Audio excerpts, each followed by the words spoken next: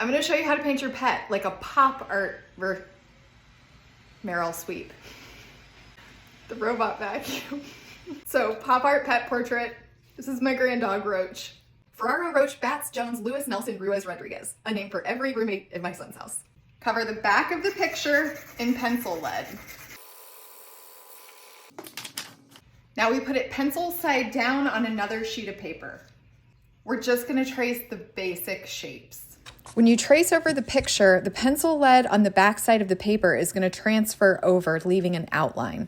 What I mean by basic shapes are just the general outline of the animal and then the eyes, ears, nose, and mouth. And then you'll want to do any like distinguishing markings that you might see on the dog. I actually forgot to do the white spot on Roach's chest, and I end up having to add that later.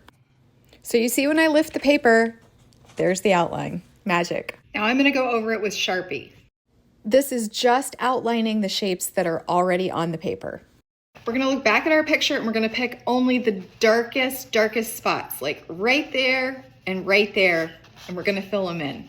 So you're gonna look back at your reference photo and you're gonna find the darkest areas, and then you're gonna fill those areas in with Sharpie. And even if you have a black pet, there are gonna be areas that are darker than others. I also thickened up some of the lines and especially focused on the areas around his mouth and nose. And here I added the little notch on his ear that I forgot and the white part on his chest. Watercolor paints. You could definitely do this with marker too. Choose a color for the background and a color for the animal. I'm choosing blue and orange, which are complements, so it's all gonna feel harmonious. This part's pretty self-explanatory. You're just gonna paint around your pet. And if you decided not to use watercolor, you could definitely do this with marker or crayon or colored pencil. Let this dry. If your background is not even, don't worry. Mine is not.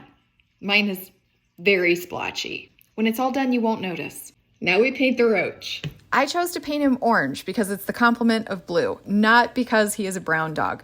You can choose any color. I get asked this all the time. Any color. Now that it's painted, I think I want to paint his nose pink because he's got a pink nose. I mean, the nose is just so boopable, it needs to be a different color, and his is pink, so I painted it pink. But if your animal has a dark nose, you could do blue, you could do green, purple, any kind of darker color. The next part's totally optional. I'm gonna take a really small pen and I'm gonna put in some shadows with cross-hatching, which is a thing I don't think I've ever done before. Gotta learn sometime. So again, I looked back at my reference photo and I found the sort of mid-range shadow colors. So we already did the darkest spots and now we're doing the sort of next darkest spots.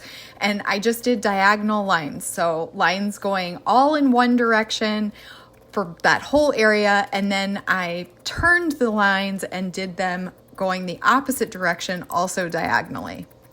I think if you're really good at this, your lines are perfectly spaced and even. And I think this is actually the first time I ever tried this. So mine are not perfectly spaced or even. And I just did the best I could. And that's how you learn.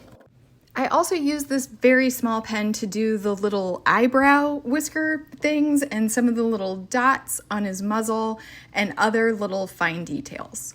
White paint pen. I'm gonna outline him. I used one of the wider Posca paint markers to do this outline, and when you add it, it totally changes the vibe of this painting. It makes it way more of like that pop art style, and it looks almost like a sticker. It's super satisfying. Then I switched to a slightly smaller Posca marker and I did some little highlights on his eyes and his nose, and then I went all around the border of Mr. Roach and did tiny little dots that were very close together. And then I made them farther apart as I got farther away from Roach. So I don't know, it just makes him look like he's sparkling. It's just fun. Pop art style, comic book style, I don't know.